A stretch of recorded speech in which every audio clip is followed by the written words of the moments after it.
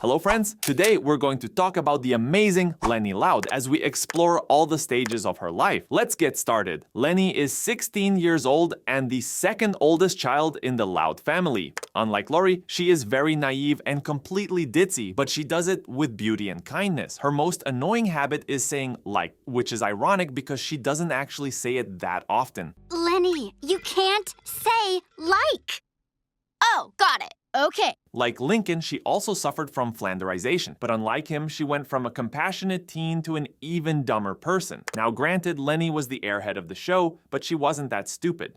Now let's dive into some aspects of Leni's childhood. When Leni was 1 year old, she was learning to walk with the help of her mother, Rita. When Leni was around 2 or 3, she enjoyed watching Luan's puppet shows. Around age 5 or 6, she liked giving Lincoln makeovers with Lori and cheering him up when he was sad, along with their other sisters. At one point in her childhood, she owned a unique fashion-themed board game where she spent time designing outfits. She also had a bicycle that she once tried talking to, hoping it would move. As a young girl, Leni and Lori were in the Bluebell Scouts together. Now let's go through some of the best episodes that talk about Leni Loud. Leni is video chatting with Lori and they are excited to meet up this weekend at the Outlet Mall. When Leni mentions that Tanya will be coming along as well, she is told that she'll find someone to drive them there, making Lori comment that Leni should try to go for her license again. However, Leni refuses, saying she doesn't want what happened the last time she tried to occur again, and states that she'll try to find someone to drive her there. Leni tries asking Rita and Lynn Sr. if they can drive her to the Outlet Mall on the weekend,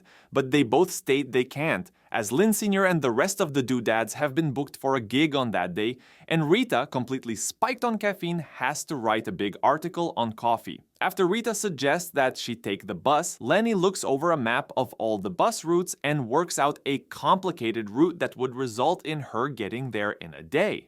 Lincoln arrives and suggests that she should try to get her license again and gives her a confidence boost by showing her a video of Rusty failing to do a cartwheel before finally succeeding. Now motivated, Leni agrees to try and get her license again. Following afterwards, Leni tries to get help from different driving instructors, but with unsuccessful results. First, Leni is taught by Mr. Bohl Hoffner. However, his methods of teaching Leni are akin to a drill sergeant, as he stresses out Leni by giving her instructions brashly while on a busy highway, like speeding the car to get in front of a school bus so she can enter a freeway entrance and telling her to hit the gas pedal at its max so she can merge with the speedy traffic, resulting in her crashing the car into a tree. Second, Leni is taught by Mr. Grouse, with a few Lynn Sagnas, of course. After first, it goes smoothly when he instructs her how to properly hold the wheel and to be aware of her surroundings, but then Mr. Grouse ends up falling asleep. Because of this, Leni ends up losing control on where she's supposed to go and ends up driving out of control around the Burpin Burger parking lot, ending with her crashing into the drive-thru. Third, Leni is taught by Todd.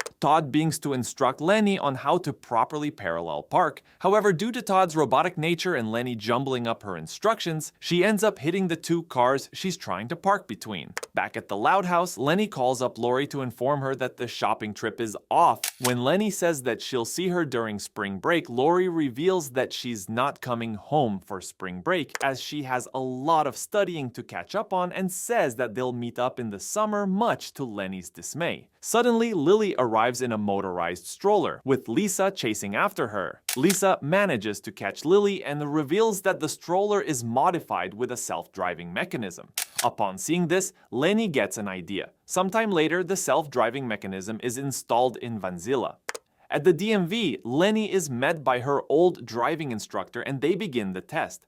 Upon activating the mechanism, the vehicle flawlessly performs all the required tasks like changing lanes, merging into traffic, and parallel parking. Upon arriving back to the DMV, the instructor declares that Leni has finally passed her test and officially gives her her license. Now, having her license, Leni proceeds to head to the outlets to meet up with Lori. As Leni paints her toenails while she lets the mechanism drive her to the outlets, the mechanism suddenly goes haywire, causing Vanzilla to dangerously careen into the other lanes. Panicking, Leni quickly calls up Lisa, who is now chasing after Lily in a carriage with helicopter blades. Leni tells Lisa that the mechanism is going haywire, and Lisa tells her that, since she has a license now, the only thing she can do is to turn it off and drive herself. Upon hanging up, Leni, with no other choice, decides to put in the effort and tries to drive herself. Despite some very close calls, Leni finally gets the hang of driving and successfully reaches the outlets, where she happily reunites with Lori, who congratulates her for finally knowing how to drive.